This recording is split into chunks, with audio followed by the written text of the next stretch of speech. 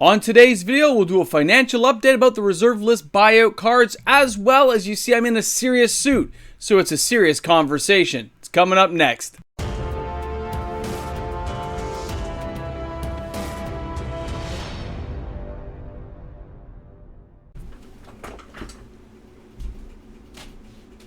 Don't worry, I'm coming.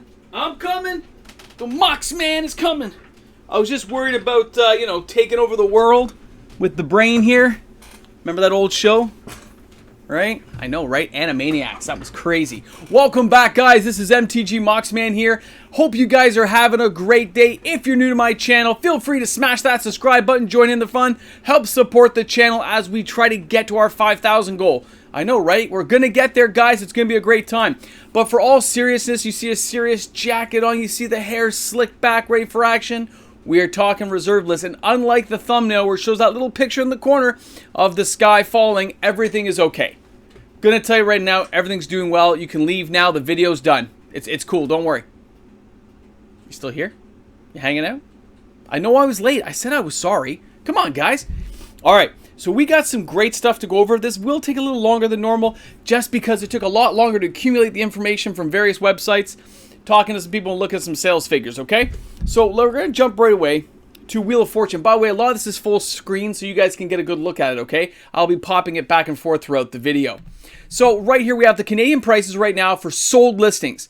But I'm not really worried about the sold listings as much as the sales, okay? From what I've seen on eBay here, you can see we sold some on the 15th. That's great. The 14th, the 11th. So it's having a couple of sales every single day. Okay, we're having a sale or two. That shows me that Wheel of Fortune is still selling well. I mean, it's Commander legal. Like, it has a lot of formats people like to use it in. It is a card that's very desirable. You're not going to see its price affected much by any downturn, okay? People are going to hold those cards, not going to get rid of them. But when we check out U.S. prices in Canada, do you notice this here? 325, 307, 306, right? 360, sorry. But look again, 15th, 14th, and 14th. So Canada's sales figures are different than the U.S. The U.S. is selling more and selling more often. Okay, I mean, it's a much bigger country. It makes sense, but they are selling quite a lot. But when we look here at the U.K. prices, look what's happening over there across the ocean. The 13th, the 10th, and then March 31st. Do you notice that Wheel of Fortune is only selling one every couple of weeks? So Wheel of Fortune across the ocean there is not selling well for you guys in the UK. It's already kind of gone into a downturn. Although the prices aren't affected much, it's not selling very fast across the ocean, okay? Now, I found that interesting, but when I still look at the actual figures here from MTG Goldfish, guys, everything is staying right where it was a couple of days ago. Nothing's really changing. This is basically the exact same thing. Yeah, they showed an uptick today of like 21 bucks, but that's irregardless of the fact, okay? It is holding its own very well. There's no reason to believe that anything has gone wrong, okay? I'm just saying nothing to worry about. Now, the next card I want to talk about today is, of course, one of our favorites on the channel. We are talking Soldevia Excavations. Now, Soldevia Excavations, you can see here, look at this. This is Canadian price again. The 12th, the 11th, and the 10th of April. So every couple of days or every day or so, it's selling, but nothing up till now. So the last 3-4 days, nothing is sold in Canada. Now, that doesn't mean anything, except for you can look at the other sales figures from other eBay sites, as well as my local stores don't have any. I've already looked into that. So there's nothing locally to buy. So when you're looking at eBay TCG Player, take a look at the US prices. The US prices are less than half the Canadian, but Canadians can't buy from the US places in most cases. If you're trying to buy on eBay, a lot of people won't ship over to Canada. I don't know why, but they won't. So I look at that and go, that's crazy. It's like half the price what we pay in Canada. Half the price. And 14th, 12th, 13th, it is selling much better in the US than it is in Canada. And that's twice in a row now. You notice? Wheels were selling faster. And so is the excavations. Now, let's take a look at the UK. You'll find this interesting. In the UK, the 10th, the 2nd, and then March 21st, it is slow in the UK. The sales figures lag behind everything in Canada and the US. I don't know if it's because it's a smaller market. I hope some of my UK viewers can let me know why it's so slow, but it really is a lot slower when we compare to what's going on. Now, if we go and take a look at Soldevia Excavations here in the sales figures, this card has had a massive upshift overall from when it first started. right? You see there it's hovering around the $30 mark. So 30 bucks American, but you have to pay 40 something Canadian to get it. But the US are paying 20 something to get it. So the prices don't really match up to what that sheet from MTG Goldfish is telling me. So I'm going to go with the sales figures, okay? I'm going to go with what's actually selling. US has strong sales, Canada's fairly weak, UK is almost non-existent. That's just the way it is for the excavations right now. Doesn't mean it's not an amazing card. People have started to recognize it. That's why it's had such a huge upshift. But it's going to be a $100 card. Mark me now. The uses of it, the fact of what it can do for your deck, I've told people this for years. It's just finally getting recognized. So hold the line on those cards. Now, our next card we're going to show off today is going to be our You An Archaeologist. Now, this is funny as well. In Canada, look at that first sale of $357.32. That was March 29th. Then there was a couple of artist-proof sketches from Amy Weber's website, and that's $337.27 each, and there's nothing else. So in Canada, we've had nothing. Nothing is sold in like half a month of our You An Archaeologists. Nothing. And there's nothing locally available. We don't have anything. Crazy to me when I actually looked back and saw that nothing was selling. But again, jump over to the US prices, guys. And the US, look, just sold yesterday. A couple of copies. Boom, boom. Right? And then, of course, we had another one on the 11th. It is selling very well in the US still. He's a very sought-after card. But here's a fun one for I love checking out the UK stuff now, because check this out. When you check out the UK, look at the prices. There was one that went for 68. I mean, you're talking like 120, 130 bucks. It's crazy. The prices are so much lower, and they've had a few sales, but it's still slow compared to how the US market is absorbing the cards, and people are buying it for their reserve list collections.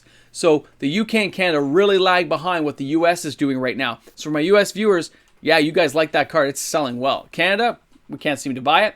And the UK, it's cheaper over there. I wish I could ship it to here. I got to check that out, actually.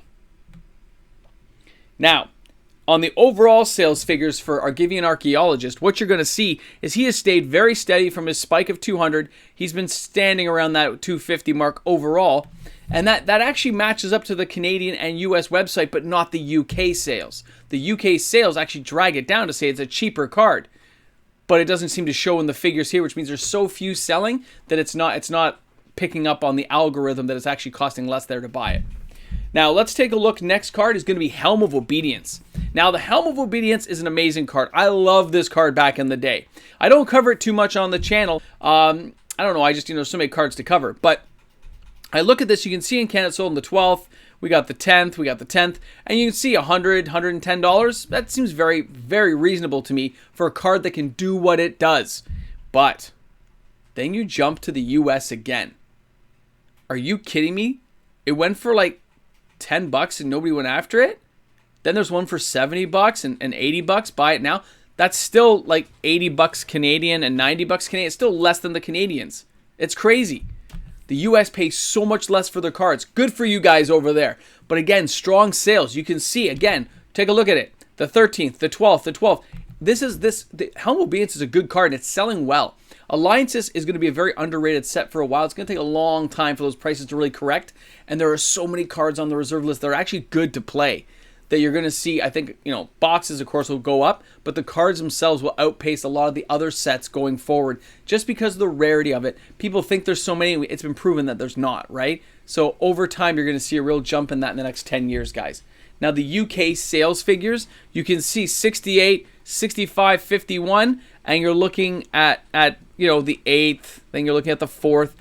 Again, it just shows across the board, the UK sales lag behind Canada and the US, but in some cases they're paying so much less than we are, and in other cases they're paying so much more. That helm in Canada would be like $130 if I bought it, but I'm only paying $98 here, and the US is only paying $70 and $80. So it's a real funny thing to look at. I'm really enjoying catching up on all three markets now. Now, when we look at the sales figures overall, you see that big spike it had? I don't count the spike. Look at the slow rise, and you can see it settling down around the 120 mark. Again, that doesn't show in what's actually happening with the sales, so I'm not going to follow what MTG Goldfish tells me. I'm looking at what it actually sold for, which is about 15% less than what MTG Goldfish is showing it for. So it's around $100 a card, give or take, okay? Now, our next one, that we're going to cover today is going to be the Canyon Outpost. Now, again, you see it's alliances. Now, when you look at this, you say 45, 34, 37, but look at the dates. The 12th, the 10th, the 9th. Okay, so in Canada, $45 card, selling one or two copies every 5-6 days. Pretty slow sales. It shows that everything is kind of slowing down, but the prices are not collapsing. These prices look like they're going to hold. Okay, right now to me it looks like they're going to hold at least for a while, or a very, very slow gradual decline. But I think what's interesting again is when you look at the US prices, $15.99 on the 14th, then you see the $17 on the 14th, and then you see $28 on the 12th. I understand there's damage, there are different conditions of the card, but it's so much cheaper than what I'm paying in Canada for a card. So much cheaper. Jealousy, it becomes me. And of course, the UK prices, when we look at this, in some cases for a near mint copy, which sold on the 8th, they're paying 50 plus $50 shipping. It is, I mean, Canadian dollar wise. That is crazy to me. But they had one on the 21st of March, sold for $6.95, and that was right where it should have been. Now the market is saying, hey, it's really gone up, it's spiked up high, but it's settling out. You can see on the market there, it's settled out around $30, and that looks like it's perfectly legitimate to me. It's right where it should be. I'm still paying about 15% more in Canada, but oh well. The market's not going anywhere, boys and girls. We are hanging in there fine. Yeah, there's a slowing of the market. Canada's slowing down. UK is definitely slowing down huge compared to Canada and the US. But it's okay because the sales seem to be holding strong. You're still getting a couple of sales a week, and you're still seeing those who have to sell will now start bleeding into the market, where people who have saved up funds or who have the capital ready can just go ahead and buy these cards and take them from people to add to their collections.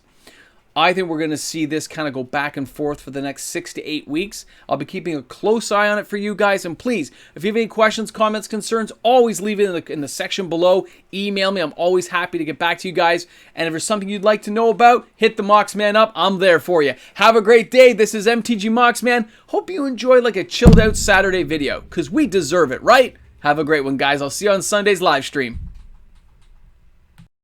Hey guys, big shout out to all my patrons out there. You guys are amazing. All right, that's going to be Travis P, Steffi, Brody, Christopher. That's right, you guys are rocking it out. DLB00, Mr. Potato. Hey Elijah, what's up guys? My patrons rock. Have a great one. Oh yeah. Oh yeah.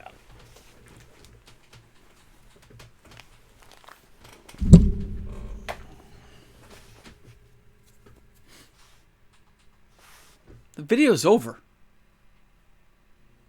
What, you want to see something? You want to just see something? Oh, here.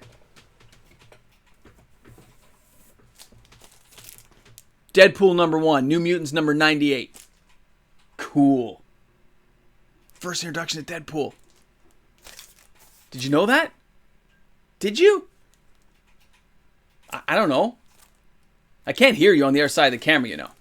Unless you email me, I don't know what you're saying. What? Don't give me that. You guys are awesome and you know it. You deserve a good day.